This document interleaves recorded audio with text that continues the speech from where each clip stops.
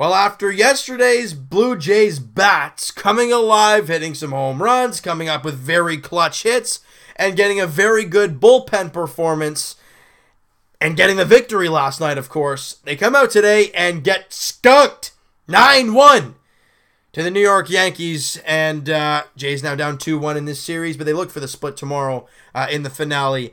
But let's break this puppy down. Where did things go wrong? And yes, Marcus Stroman was bad. We'll get to him in a second. But the Jays could have taken a lead early in the ball game. You know, you go to the top of the third inning. Diaz infield single. Grichuk walks, so you've got 2 on and nobody out. Then Gurriel hits a fielder's choice.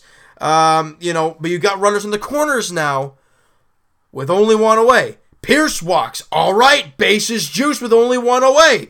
Teoscar Hernandez battles, strikes out. Then Solarte pops out. So bases loaded, 1 out, you get nothing. Then in the bottom half of the inning, Stroman makes a bad pitch and Aaron Judge crushes it. It's 2-0 Yankees. That's okay. We know what this team can do. Tons of comeback in this team. We move to the top of the 5th inning, and this team, they get a nice little roll going. Okay, here comes our inning. Grichuk walks on 4 pitches to start the inning. Then Gurriel singles to left field. Grichuk goes to third base on the play, first and third. Then Gurriel, I guess on a throwing mistake or something, Gurriel moves up to second base on the play, second and third, nobody out, right? And then Steve Pierce singles. Randall Grichuk comes in to score. Gurriel to third. The Jays have cut the lead in half. It's 2-1, and you got runners in the corners. Nobody out. Teoscar Hernandez strikes out. Solarte flies out. Then Morales grounds into a fielder's choice. End of the inning, still down 2-1. This is all before the bats break loose for the Yankees.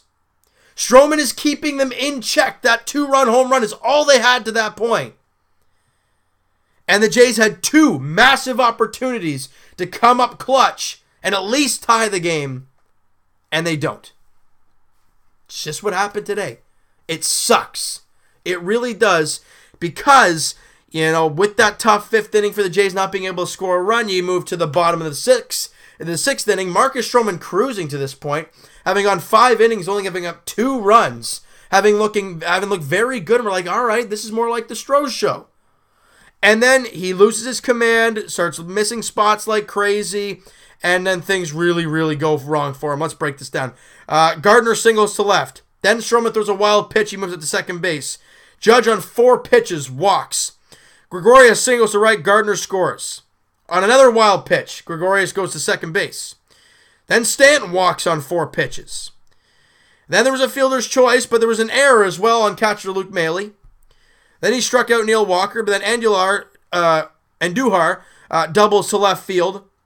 And then Axford comes in, walks a batter, gives up a single, then they got a sac fly, then another single, and that's the end of the inning. But at that point, they throw up a 7 spot. So it was a 2-1 game and a very approachable, you can really get into this game. You're that close. You just need the one big hit. After the 6th inning, you're down 9-1, or I guess it was, it was 9-1. One bad inning.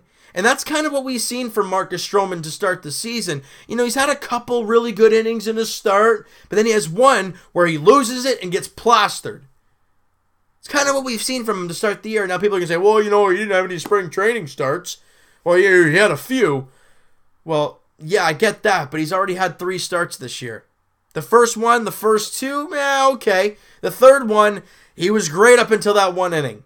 Now people are going to say, oh, the umpires are garbage. Look, they're humans. Stroman's got to make some quality pitches. You can't be giving up the big hits left and right like he was. He had a tough inning, but he couldn't sustain the inning. He couldn't get out of it.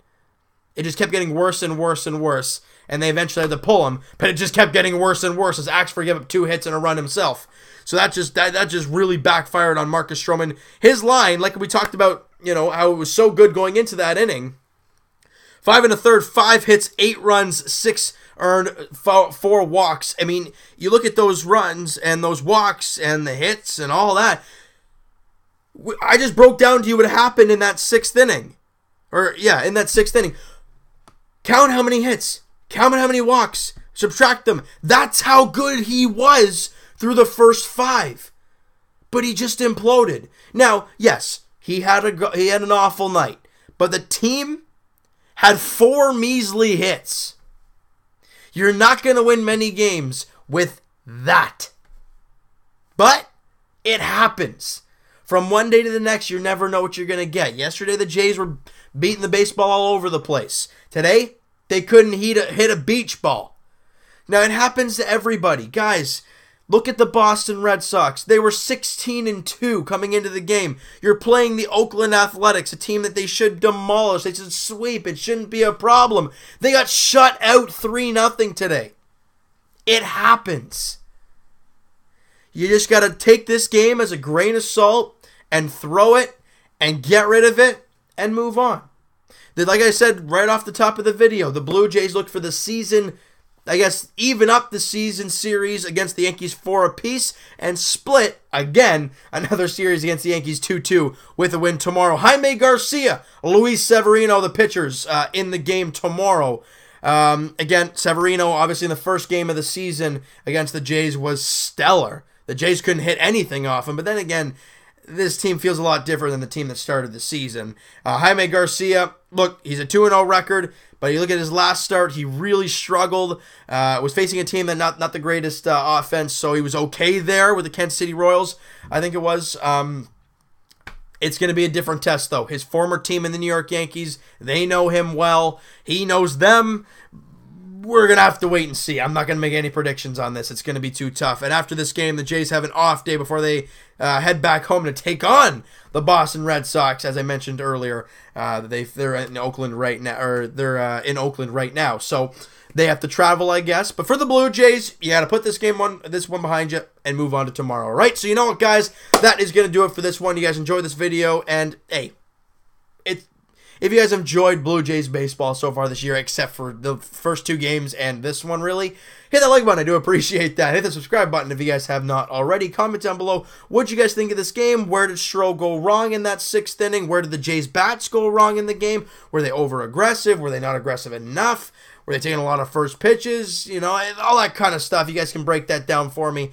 Hey, you got to move on, all right? So we'll talk to you guys hopefully next Tuesday, or this coming Tuesday, podcast edition. Link is in the description for the podcast channel and for the podcast itself on iTunes. Also, guys, Twitter is down there in the description. Go check that out. Follow up, all that great jazz. We'll be tweeting out there left and right, keeping you guys posted on all Leafs, Jays, Raptors news.